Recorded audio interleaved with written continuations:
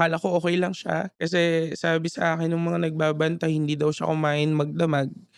Pero nung pinakain ko kumain naman siya. Then, right after that bumalik kami ng Metro Manila kasi I have a work and I can remember kasi I was bounded for interview for promotion that time. Pauwi na ako ng work, umaga yun, kasi I was working night shift. Eh, tumawag yung mom ko, sabi niya, "Anak, huwag kang mabibigla but your lolo passed away."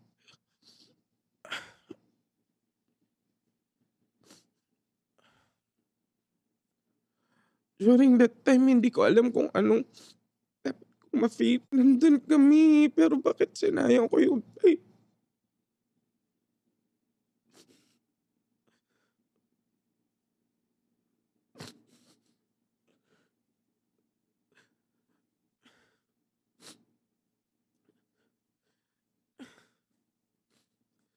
Andun na yun na yung chance, eh. Yan ang sabi ng mama ko that time na ikaw yung inaantay na magbantay sa hospital kasi nire-request ka ng lolo mo.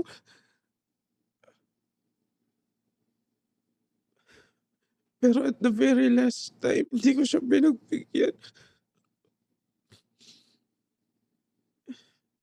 Inuna ko yung gusto ko. Inuna ko yung akala ko na will give joy maybe sa akin. But then I realized it's too late. Wala. That's the reason why kung bakit hindi ako masyadong umuwi ng province because lahat ng good memories with my lolo, isang part ng bahay. I can remember before pa na-develop yung land, there was one very specific time na we were nakaupo lang kami sa labas and gabi yun and he was asking me na ano daw bang pangarap ko paglaki. Ewan ko, but for most child, 'di ba madalas ang sinasabi namin, "Lolo gusto ko maging piloto."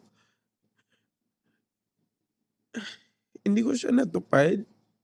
Maybe because, well, financial na din and wala namang gano'ng course kasi sa probinsya. Meron man siguro pero late na siya na-establish and so on. And that specific scenario always reminds me kung gaano ako selfish, maybe.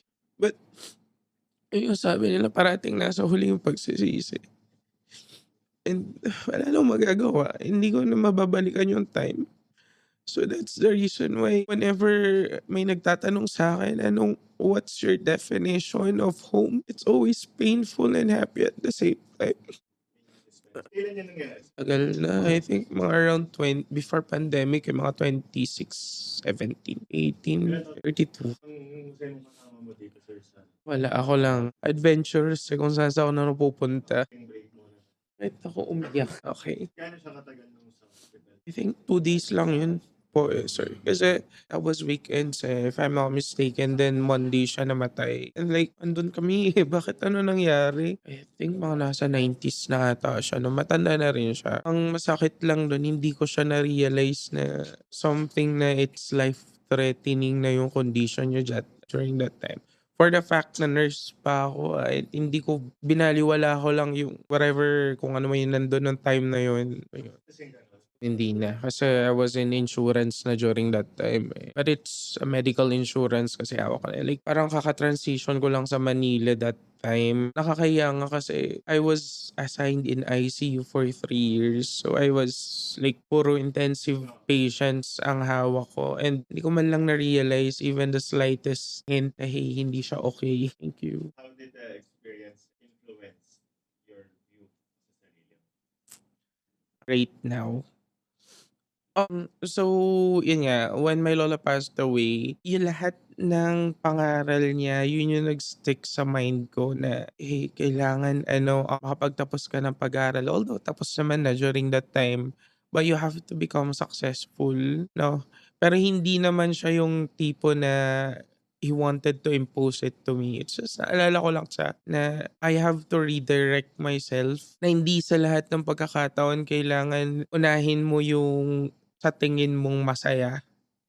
Kasi sometimes yung masaya, it's very subjective and maybe masaya for now, but you'll never know tomorrow what's going to happen.